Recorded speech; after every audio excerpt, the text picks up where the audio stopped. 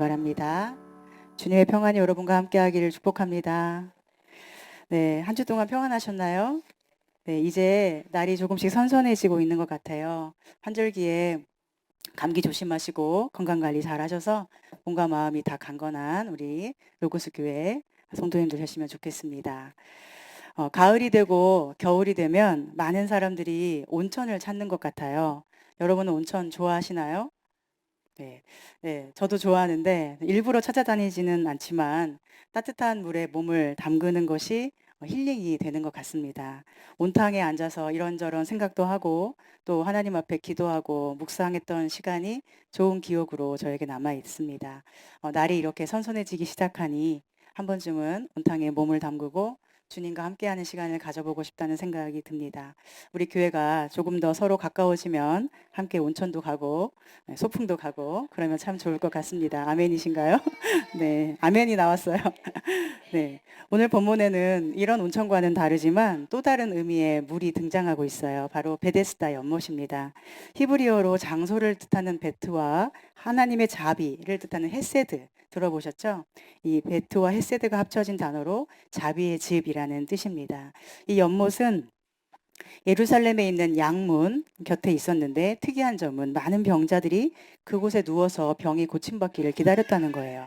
왜 사람들은 병원에 가야 되는데 거기 가지 않고 거기 그 베데스다에 모여서 병이 고침받기를 기다렸을까요? 사절에 보면 그 이유가 설명되어 있는데 이 사절은 원래 요한의 기록에는 들어가지 않았다가 나중에 성경을 필사하는 사람들에 의해서 첨가된 것으로 보이는데요. 아마도 왜 사람들이 그곳에 누워 있었는지를 알려주려고 친절하게 설명해 주려고인 것 같습니다. 그들이 왜 누워 있었다고 합니까? 천사가 연못에 내려와 가끔 물을 움직이게 하는데 그때 첫 번째로 연못에 들어가서 몸을 담그면 어떤 병이든 낫기 때문에 의원에게서 병을 고침받지 못할 때 최후의 수단으로 베데스다에서 하나님의 자비를 기다렸다는 뜻이겠죠. 오늘 우리 눈으로 보면 무슨 천사가 물을 움직여? 라고 생각할 수 있습니다.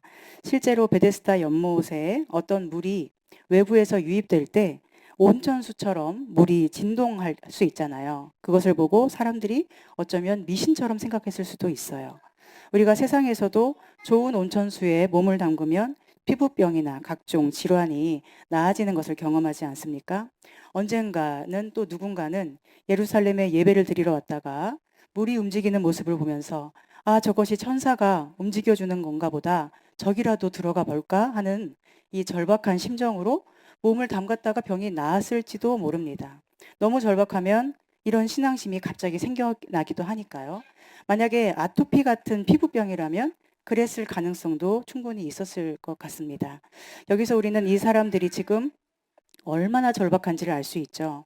세상 어디에서도 길을 찾을 수 없는 사람들이 마지막 최후의 수단으로 모인 곳이 바로 이 베데스다, 자비의 집이에요. 그런데 아이러니한 것은 이러한 자비의 집에서 벌어지는 일이 너무나 무자비하다는 것입니다. 옛날 그 개그 콘서트 시절에 매우 유행했던 유행어가 있는데 혹시 아시나요? 1등만 기억하는 더러운 세상. 네, 모르시나요? 네. 아직 젊다는 겁니다. 1등만 기억하는 더러운 세상. 하나님의 자비를 기대하며 모인 곳이 1등만 살아남는 더러운 세상처럼 되어버린 거예요. 거기 누워있는 사람들은 대부분 어떤 사람들이었을까요? 3절에 보면 맹인, 그러니까 시각장애인이죠. 다리 저는 사람, 혈기 마른 사람들. 혈기 마른 사람들은 몸이 마비된 사람들을 의미한다고 볼 수 있는데 이 모든 사람들을 보면 모두가 중병에 걸린 환자로 보면 될 것 같습니다. 그곳에서 물이 동할 때 간절하고 절박한 믿음으로 연못에 뛰어갈 수 있는 사람은 누구였을까요? 그나마 달릴 힘이 있는 사람들, 움직일 힘이 있거나 또는 가족들이 있어서 아니면 가족이 아주 많아서 언제든 물이 동할 때 준비 땡 하고 전속력으로 들어다가 넣어주는 사람만 1등 자리를 차지할 수 있죠. 세상과 너무나 똑같지 않습니까? 어쩌면 마치 입시 준비를 하는 고등학생들 또 재수생들을 보는 것 같아요. 혼자 죽도록 공부하고 정보도 없고 도움도 없고 학원도 안 다니고 독학으로만 공부하는 학생이 있는가 하면 고3이 되자마자 온 가족이 집중해주고 학원에, 과외에, 건강식에, 영양제에 다 챙겨주는 학생도 있잖아요. 누가 더 좋은 대학에 들어갈 확률이 높습니까? 그리고 이런 과정과 상관없이 세상은 늘 1등만을 기억하지요. 저는 이것을 보면서 혹시 많은 교회가 이런 식으로 돌아가지 않을까 생각해 보았습니다. 하나님의 자비와 은혜가 넘쳐야 될 교회에서 세상의 가치관이 들어와서 1등만 기억하고 성공한 사람만 인정받고 또 성공한 사람만 간증을 하게 되고 성공한 결과만이 사랑을 받을 자격이 된다면 그건 하나님의 자비의 집이 아니라 세상과 다름없는 무자비한 곳이 아닌가 하는 생각을 해봤습니다. 그런데 바로 거기에 누가 있었나요? 38년 된 병자가 있었어요. 그 사람은 어떤 상태였을까요? 38년이니까 인생의 대부분을 누워 보냈습니다. 아직 38세가 안 된 분도 여기 계시잖아요. 10살에 누웠으면 48세가 됐고 20살에 누웠으면 58세, 30살에 누웠으면 68세, 40살에 누웠으면 78세. 즉 인생의 젊고 찬란한 시절이 다 지나버렸습니다. 게다가 그에게는 도와줄 사람도 전혀 없어요. 왜 38년 동안 누워 있겠습니까? 가족이라도 친구들이라도 곁에 있어줬다면 그렇게 오래 누워 있지 않아도 됐을 텐데요. 그에게는 가족도 없고 친구도 없습니다. 다 떠나버렸고 홀로 남아 있습니다. 만약 여러분이 이런 상황이라면 어떠실 것 같으신가요? 일본 사회에 나타났던 현상 중에 히키코모리라는 말이 있습니다. 여러분 잘 아시죠? 우리말로는 은둔형 외톨이라고 표현하는데 사회생활을 거부하고 아주 오랜 기간 집에만 틀어박혀 또 방에서만 틀어박혀서 게임을 또 인터넷을 컴퓨터를 하는 그런 사람이나 상태를 뜻하는 단어입니다. 히키코모리의 원인이 무엇인가 살펴보니까 극심한 경쟁 사회에 대한 두려움, 학교나 회사에서 느끼는 고립감, 집단 따돌림이나 괴롭힘의 경험, 가족 관계에서 받은 상처, 지나친 부모 의존으로 자립성을 키우지 못한 경우, 심각한 자신감의 결여로 인한 자해적 심리 상태, 이런 것이 원인으로 꼽히고 있습니다. 우리에게도 어려운 일이 일어나고 또 그 일이 계속된다면 사람을 만나고 싶으신가요? 피하고 싶으신가요? 얼마 전에 어떤 분과 갑자기 몇 개월 동안 연락이 안 됐는데 나중에 알고 보니까 아주 어려운 일이 있었다는 것을 뒤늦게 그분을 만나고서야 알 수 있었어요. 그분이 말을 안 하시고 전화도 안 받으셨기 때문이에요. 너무 상황이 어려우면 아무도 만나고 싶지 않고 이런 힘든 상황에 대해서 이런저런 말을 하고 싶지도 않고 그냥 피하고만 싶지 않습니까? 그러니 이 38년 된 병자, 이름도 나와 있지 않은 이 사람의 심정이 어떨까요? 곁에는 아무도 없고 자기는 일어날 힘도 없고 거의 40년을 내내 누워만 있었고 아무도 도와주지 않습니다. 이런 사람이 어떻게 자기 안에서 스스로 힘을 낼 수 있을까요? 그의 마음에 얼마나 큰 무력감이 지배하고 있었을지는 몸이 아주 심각하게 아파본 분들은 아실 거예요. 또 재정적으로 아주 심각한 어려움을 당해보신 분이라면 누구나 이 사람의 심정을 공감할 것입니다. 그런데 바로 이 사람에게 누가 찾아오나요? 예수님께서 그에게 찾아가십니다. 그날은 유대인의 명절 기간이었고 장소는 예루살렘 양문 곁 베데스다였습니다. 많은 사람들이 명절을 지키려고 예루살렘으로 가면서 마음이 어땠을까요? 매우 흥분된 마음, 들떠있는 마음이었을 것입니다. 하나님을 예배하러 가는 길이니 기뻤을 것입니다. 그런데 예수님은 그 성전에 예배를 드리러 가신 것이 아니라 이 베데스다 연못에, 그것도 38년 된 병자에게 오셨어요. 왜 그곳에, 그리고 하필 그에게 가셨을까요? 병자들이 가득하고 거기는 한숨과 탄식과 눈물과 절망과 또 고약한 냄새가 가득했을 텐데 왜 예수님은 그곳에 가셨을까요? 예수님은 바로 자비의 집으로 가신 것이죠. 하나님의 집으로. 하나님의 자비를 기다리는 자들에게 그 자비를 보여주려고 가신 것입니다. 왜 이 사람일까요? 아마도 그곳에 있던 사람들 중에 가장 무력감에 휩싸이고 가장 불쌍하고 가장 패배감이 강했기 때문에 그것이 아닐까 생각합니다. 그는 낙오자였고 실패자였어요. 도저히 일어날 힘이 없었어요. 겉으로 드러나는 문제는 누워있는 몸이겠지만 훨씬 더 심한 문제는 그의 마음이 누워 있어서 더는 일어날 힘이 없다는 것입니다.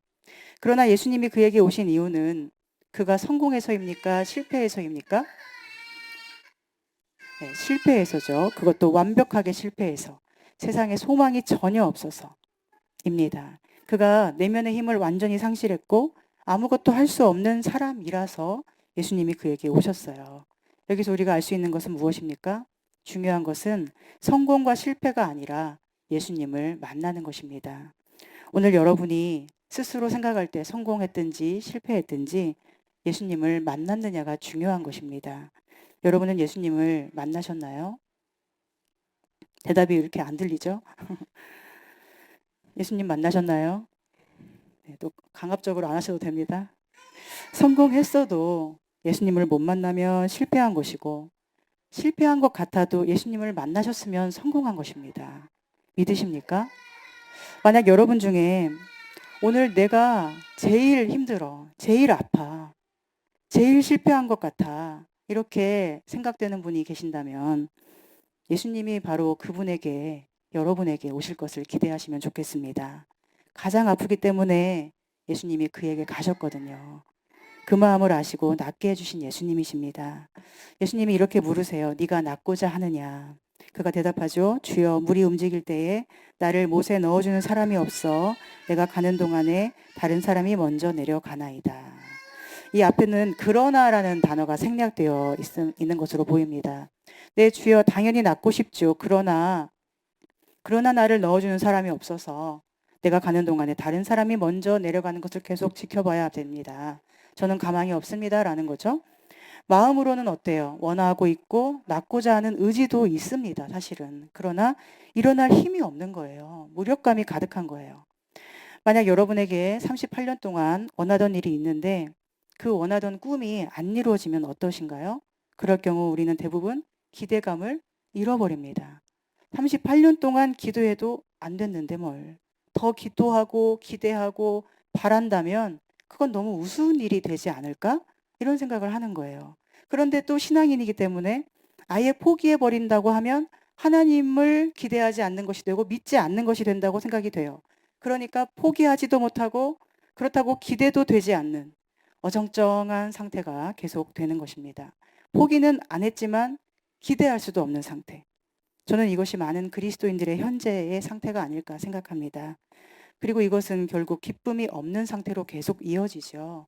이렇게 누워있는 상태를 받아들이기도 싫고 받아들일 수 없고 그렇다고 나아서 걸어다니는 상태를 꿈꿀 수도 없고 정말 중간에서 이러지도 저러지도 못하는 아무것도 할 수 없는 상태입니다. 그런데 그가 뭐라고 대답했든지 예수님은 그의 마음을 아시죠. 그의 의지가 아무리 약해져 있어도 그가 포기하지는 않았다는 것을 예수님만은 알아주십니다. 또한 포기하지 않은 이유는 단지 병이 낫고 싶어서가 아니라 하나님이 일하신다는 것을 알고 싶어서임을 예수님은 알아주십니다. 나를 낫게 해주실 하나님, 생명을 회복하실 하나님, 그런 하나님을 여전히 기대하고 싶은 이 병자의 마음을 예수님이 아시는 거예요. 그래서 네, 낫고 싶어요 라고 대답하지 못했는데도 그 대답이 생략된 낙심의 말처럼 보이는 이 대답에 대해서도 예수님은 일해 주시는 것입니다. 네, 주님 낫고 싶은데 그런데 나를 못에 넣어주는 사람이 없어서 다른 사람이 먼저 내려갑니다. 그러나 저는 낫고 싶은 것을 주님 아시죠. 이 숨겨진 마음의 외침을 예수님이 들으신 것이고 그래서 다시 말씀하십니다. 일어나 내 자리를 들고 걸어가라. 우리 한번 따라해 볼까요? 일어나 내 자리를 들고 걸어가라. 이 말씀을 예수님이 저 여러분에게 주시는 생명의 말씀이라고 들으실 수 있기를 바랍니다. 일어나 내 자리를 들고 걸어가라. 그리고 다음 말씀이 이것이에요. 그 사람이 곧 나아서 자리를 들고 걸어가니라. 자리를 들고 걸어간다라는 단어는 똑같이 쓰여 있는데 다른 단어가 있죠. 곧 나아서. 이것은 무슨 뜻일까요?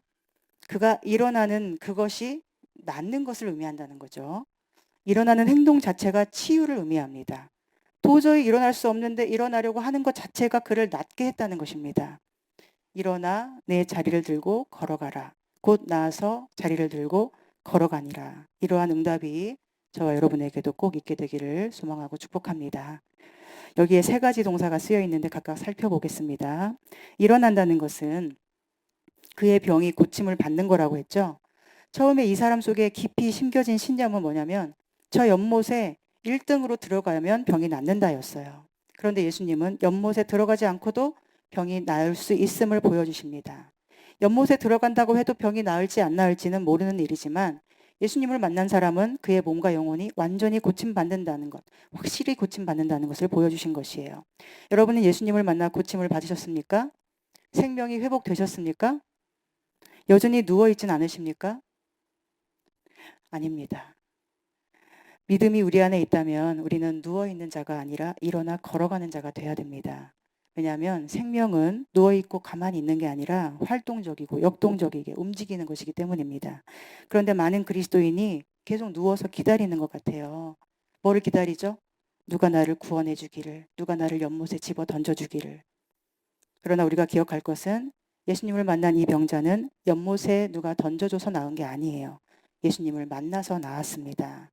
우리 속에 오랫동안 바라고 꿈꾸던 소원이 있고 또 그 소원이 이루어지지 않아서 그 소원이 이루어질 때까지 나는 기쁠 수가 없어라고 생각된다면 오늘 이후로 우리는 그 생각을 완전히 뜯어 고쳐야 됩니다. 우리가 기뻐할 수 있고 생명력이 넘치게 살 수 있는 비결은 소원이 이루어진 후의 결과물이 아니에요. 우리가 기쁨과 생명으로 사는 비결은 예수 그리스도를 만나는 경험에 있음을 여러분 확신하시기 바랍니다. 구원은 내 소원의 성취에 있는 것이 아니라 예수님과의 만남에 있는 것입니다. 예를 들어서 어떤 학생이 저 대학교에만 들어가면 나는 너무나 기쁘고 구원받은 것처럼 감격이 있을 텐데 라고 생각하겠지만 이건 천만의 말씀이지요. 또 어른들도 어때요? 내가 그때 그 대학만 나왔어도 구원의 감격이 있었을 텐데 지금도 대학 이야기를 하는 분들이 많이 있어요. 나이가 들어서도. 그렇지 않죠. 혹은 그 남자와 결혼했다면 그 여자와 결혼했다면 나는 구원받은 것처럼 기쁘게 살 텐데 아니죠. 결혼한 사람들에게 물어보면 그렇지 않다는 것을 늘 말해줍니다. 저 아파트만 구입하면 기쁠 텐데 저는 집을 못 사봐서 모르지만 그리고 저도 주거가 안정되기를 원하지만 그것도 한 달 간다는 말을 들었어요. 실제로 우리 속에 있는 끊이지 않는 불안은 영원합니다. 하나님의 집에 이를 때까지, 하나님을 만날 때까지, 예수님을 만날 때까지 이 불안은 절대로 끝나지 않는 것입니다. 성 어거스틴이 이런 말을 했어요. 하나님 안에서 안식할 때까지 우리 마음은 쉴 수 없습니다. 하나님 안에서 안식할 때까지 우리 마음은 쉴 수 없습니다. 우리가 매 순간 하나님을 만나고 예수님을 만나기 원합니다. 그분의 품에 안기고 그분을 갈망하고 그분을 정말 만나기를 갈망하기를 원합니다. 그것이 구원이에요. 연못에 들어가지 않아도 누가 나를 연못에 던져주는 호의를 베풀지 않아도 예수님을 만나서 생명이 회복되면 모든 자리가 기쁨이 되고 생명이 되고 더 이상 연못에 들어가지 못한 것이 후회되지 않고 또는 원망의 이유도 되지 않을 것입니다. 바로 이것이 일어나는 것입니다. 이것이 병이 낫는 거예요. 오늘 우리 중에 있는 모든 마음의 병이 완전히 씻은 듯이 낫는 은혜가 꼭 있기를 바랍니다. 여러분 일어나십시오. 힘을 내십시오. 주님이 우리와 함께 하십니다. 주님이 일어나라고 하십니다. 그 음성 듣고 날마다 일어나는 우리 되기를 소망하고 축복합니다. 이제 두 번째로 걸어가라고 하신 말씀을 생각해 보겠습니다. 예수님은 어디로 걸어가라고 하신 것일까요? 그가 어디로 갈지는 누구의 자유죠? 그의 자유죠. 그러나 그를 일으키시고 고쳐주실 때 예수님이 그에게 원하신 건 무엇일까요? 바로 예수님처럼 생명을 회복하는 일을 하는 걸음을 원하셨을 것입니다. 그 무자비한 곳에 자비의 하나님으로 오신 예수님처럼 이 사람도 또 다른 무자비한 곳에서 자비와 생명의 하나님을 보여주며 살기를 예수님은 원하셨을 거예요. 17절 말씀에 보면 예수님이 이런 말씀을 하십니다. 내 아버지께서 일하시니 나도 일한다. 물론 이것은 바리새인들이 왜 안식일에 일합니까? 라고 비난할 때 대답으로 하신 말씀이긴 합니다. 그러나 이 말씀 속에서 우리는 예수님이 병자를 고치는 마음의 그 의도를 알 수가 있어요. 아버지께서 죽음과 고통의 자리에서 생명을 살리고 회복시키시는 것처럼 예수님도 그런 생명의 일을 하신다는 거예요. 그리고 예수님의 생명을 받아서 회복된 사람은 예수님처럼 생명의 일을 하러 다니는 것이 매우 자연스러운 이름을 말씀해 주시는 것입니다. 요한 1서 2장 6절에 이렇게 말씀해요. 그의 안에 산다고 하는 자는 그가 행하시는 대로 자기도 행할지니라. 여러분, 우리가 바라는 건 뭐죠? 베데스다에서 병자가 일어나는 것. 기적을 바래요. 예를 들면 우리에게는 원하던 시험에 극적으로 합격하는 것, 바라던 것이 이루어져서 사람들이 나를 놀라운 눈으로 바라봐 주는 것이죠. 그러나 주님께는 내가 걸어가는 것이 더 중요합니다. 내가 주님을 닮아서 계속 생명의 사람으로 살아내는 것이 주님께 중요합니다. 사나 죽으나 복음을 위해서 자신의 믿음을 지켜내는 사람이 되는 것이 주님께는 아주 중요한 일입니다. 그런데 만약 그가 생명의 길이 아니라 다른 길로 가면 어떻게 될까요? 그가 세상 성공의 길이나 자기 욕심을 이루는 길로 가면 어떻게 될까요? 14절에 보면 예수님이 그 고침받은 사람을 만나서 다시 이렇게 말씀하세요. 보라, 네가 나았으니 더 심한 것이 생기지 않게 다시는 죄를 범하지 말라. 여러분, 네가 나았다 하신 것은 그의 몸과 영혼의 치료를 의미하죠. 구원받고 하나님의 자녀가 됐음을 의미합니다. 그런데 주님을 만나 구원받고 영혼이 살아나고 하나님의 자녀가 된 사람이 그 후에 다시 육신의 정욕대로 이끌려가고 자기의 소원만을 이루려고 살아간다면 어떻게 될까요? 여기 성경에 보면 더 심한 것이 생깁니다. 이것은 그가 잘못하면 다시 이런 병으로 몸져 누울 거라는 말씀일까요? 아니면 반대로 그가 죄를 지었기 때문에 이렇게 몸져 눕는 형벌을 받았다는 인과응보적인 말씀인가요? 그렇지 않습니다. 여러분, 병은 왜 생깁니까? 병은 죄 때문만이 아니라 인간 사회에 왜곡된 구조 때문에 생길 가능성이 훨씬 많습니다. 만약에 어떤 나쁜 사람이 누군가를 학대하고 계속 때리기를 반복하면 그 맞은 상대방은 어때요? 맞으니까 당연히 저절로 병이 생기죠. 그가 죄를 지어서 병이 생기는 게 아니라 맞아서 병이 생기는 거예요. 그거는 맞는 사람이 죄를 짓는 게 아니라 때린 그 사람이 죄를 짓는 것 아닙니까? 병이 죄 때문에가 아닐 경우가 훨씬 더 많습니다. 주님께서 더 심한 것이 생기지 않게 죄를 짓지 말라고 하신 것은 우리 영혼과 죄의 관계를 알려주시는 거예요. 자기 욕심을 따라 원하는 대로 나아가면 예수님을 만나 회복된 몸과 영혼이 다시 죄와 죽음의 상태로 넘겨줄 수 있다는 것입니다. 더 심한 것, 즉 죄와 죽음의 권세가 언제든지 우리를 삼키려고 하고 눕히려고 하고 죽이려 한다는 거예요. 저는 오늘 본문을 묵상하고 기도하면서 영화 피아노의 한 장면이 생각났어요. 그 영화는 유대인들의 학살 사건이 배경이 되는데 한 피아니스트가 가족을 비롯한 모든 사람이 학살되는 현장에서 가까스로 살아남아 독일군 장교에게 발견되면서도 그 장교가 눈을 감아주어서 결국 나치가 물러가고 노년까지 살았다는 이야기를 보여주고 있습니다. 정확하게 기억이 나지는 않는데 한 장면이 이랬습니다.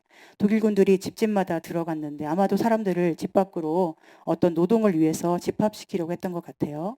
그런데 휠체어에 타고 있던 할아버지가 있었는데 그 할아버지는 계단을 내려가기가 힘들잖아요. 그러니까 이 독일군이 그 할아버지를 휠체어에 타고 있는 그대로 창밖으로 던져버리는 것입니다.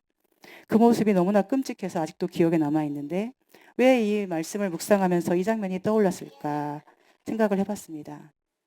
이런 생각이 들었어요. 만약 그 베데스다 연못과 같은 생명의 연못이 아니라 죄와 사망 권세가 이끌고 가는 죽음의 연못에 내가 그렇게 빠진다면 어떨까?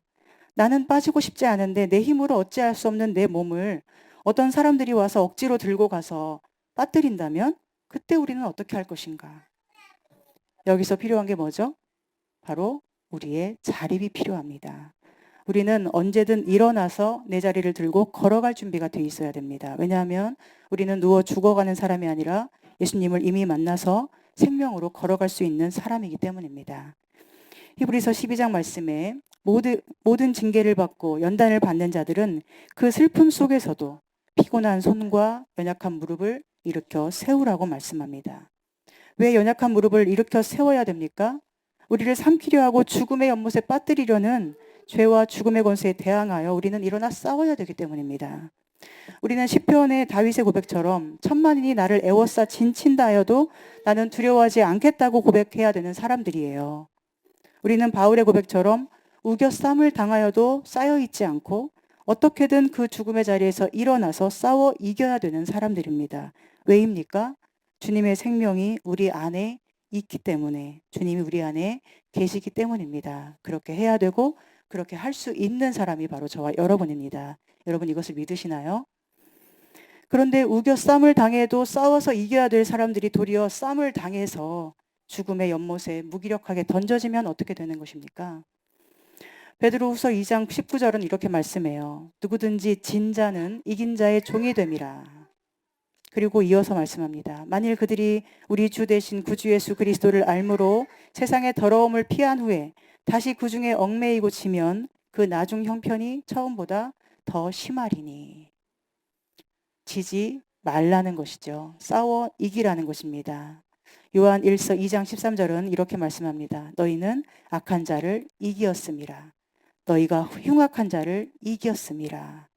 우리는 주님의 은혜로 살아났고 일어났고 생명의 길을 갈 수 있게 되었으나 우리에게는 주님이 주신 힘으로 계속해서 일어나 싸워야 하는 의무감을 가져야 합니다. 왜냐하면 가만 놔두면 우리는 자꾸만 누워있던 자리에 돌아가고 싶어지고 싸우고 싶지 않아지고 싸우지 않으면 지게 되고 또 지면 주님의 종이 아니라 이긴 자의 종, 마귀의 종으로 살 수밖에 없기 때문입니다. 그래서 주님이 하신 말씀 중에 네 자리를 들고 라는 표현이 아주 중요합니다. 왜 자리를 들고 가야 할까요?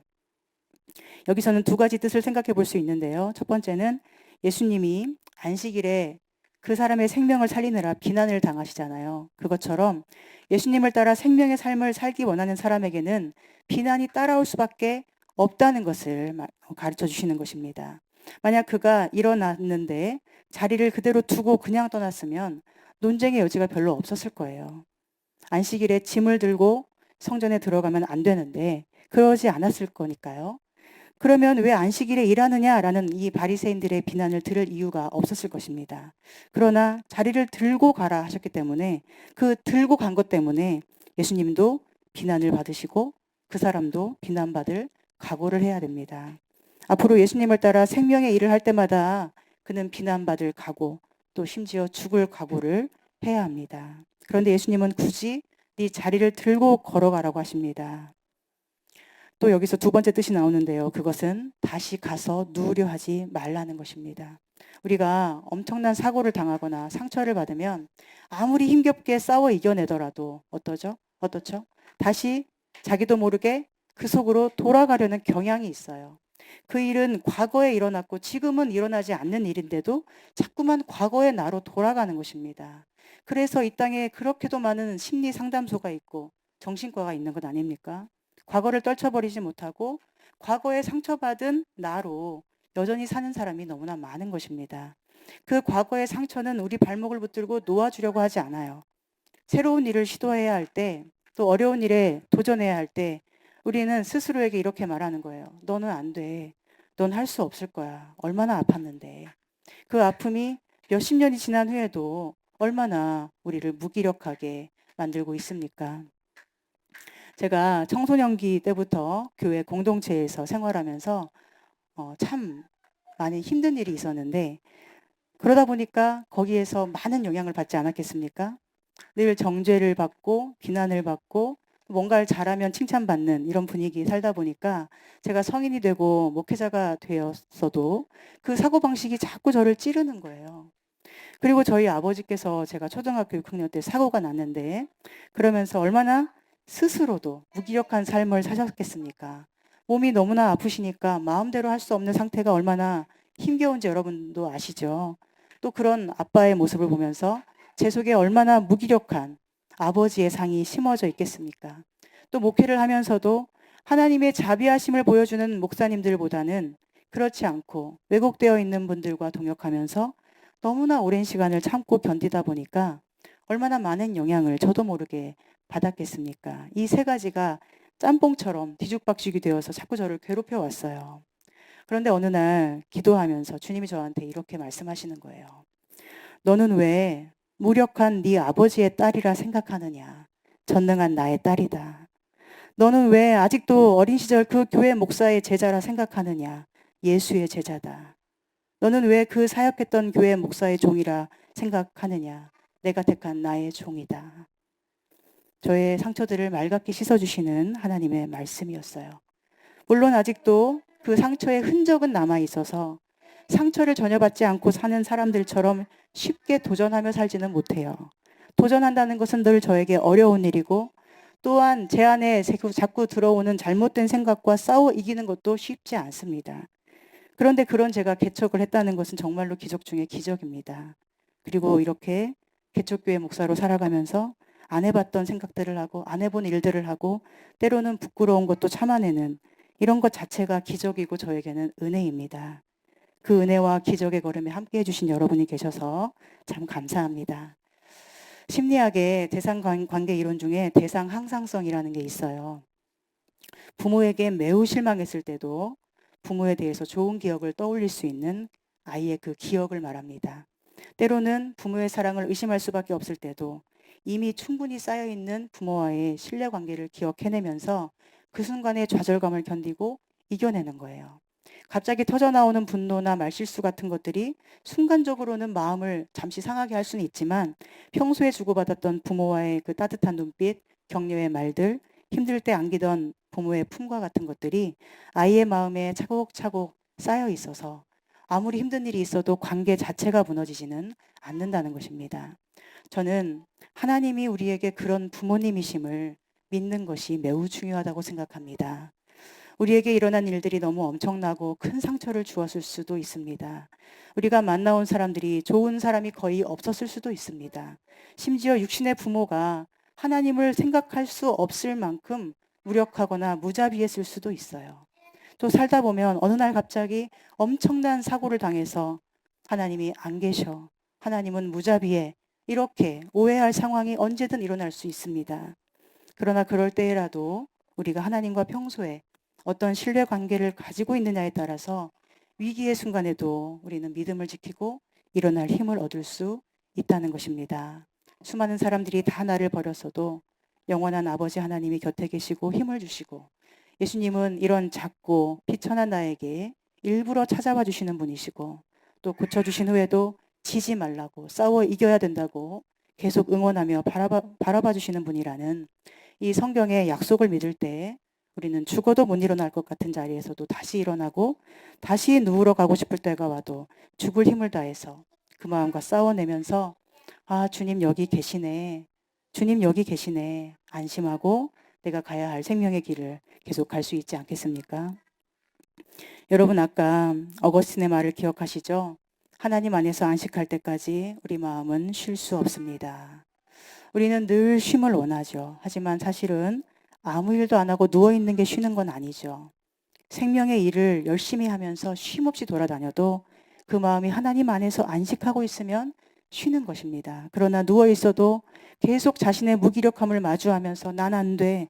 이렇게 절망하고 있으면 사실은 계속 일하고 있는 것이고 쉬지 못하는 거예요. 그래서 주님은 내 안에서 쉬라 말씀하시고 또 죄와 싸워 이기라 말씀하시고 생명의 일을 하라 말씀하시는 것입니다. 그런 주님이 오늘 우리에게 주시는 말씀이 이것입니다. 네가 낫고 싶으냐? 일어나 내 자리를 들고 걸어가라. 그런데 자꾸만 우리는 이렇게 말하지 않습니까? 하지만 못하겠어요. 이미 끝나버린 걸요. 제 힘으로는 안 되는 걸요. 주님은 계속 말씀하십니다. 일어날 수 있어. 네 곁에는 내가 있잖아. 넌 할 수 있어. 넌 그 자리에서 떠날 수 있어. 너를 가두고 너는 할 수 없다고 원망하게 만드는 그 자리. 넌 혼자라고 억울하다고 울부짖게 만드는 그 자리. 떠날 수 있어. 너에게는 내가 있잖아. 너에게는 힘이 있잖아.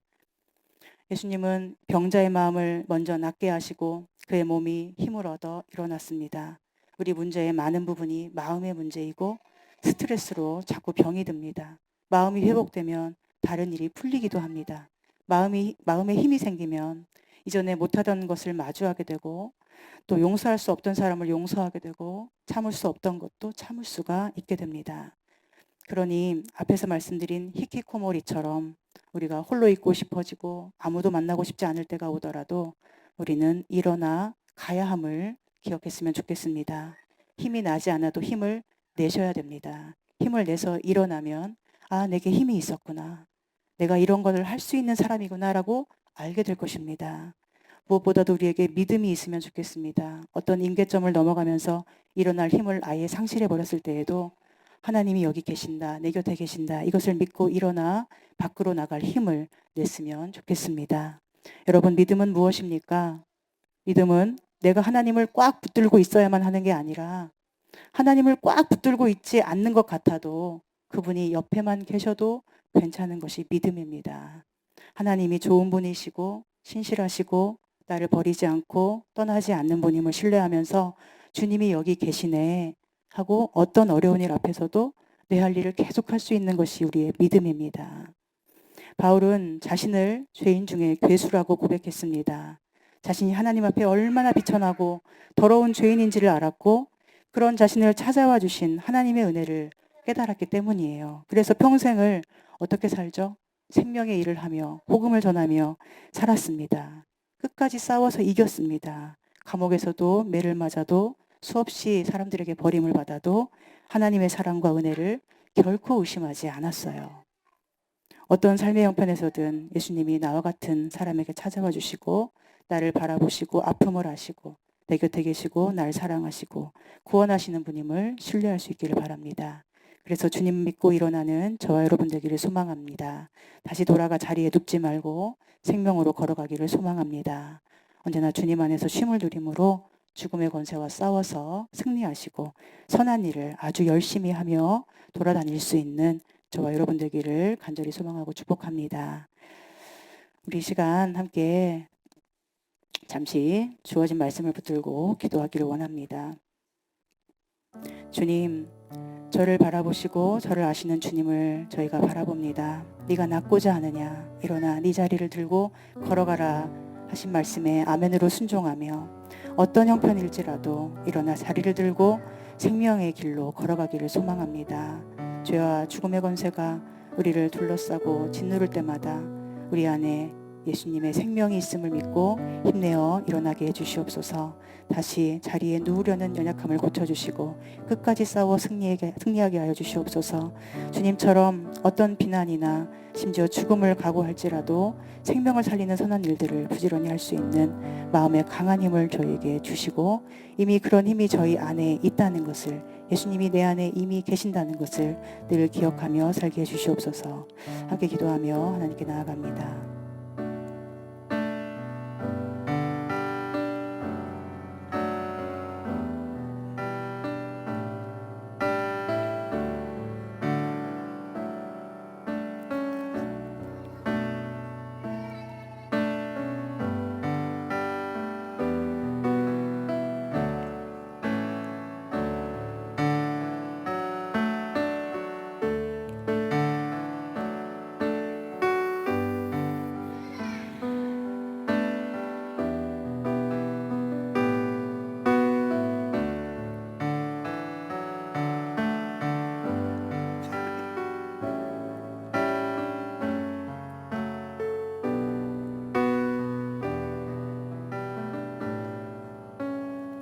하나님, 연약한 저희들에게 주님께서 찾아와 주셨음을 감사합니다.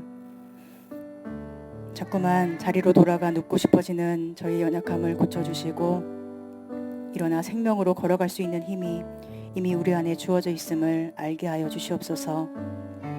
하나님께서 얼마나 우리를 사랑하시고 또 바라보시고 알아주시는지를 기억하며 어떤 어려운 일을 만나더라도 끝까지 싸워 이기고 하나님 안에서 안식을 누리는 저희들이 되게 해주시옵소서. 예수님의 이름으로 기도합니다. 아멘.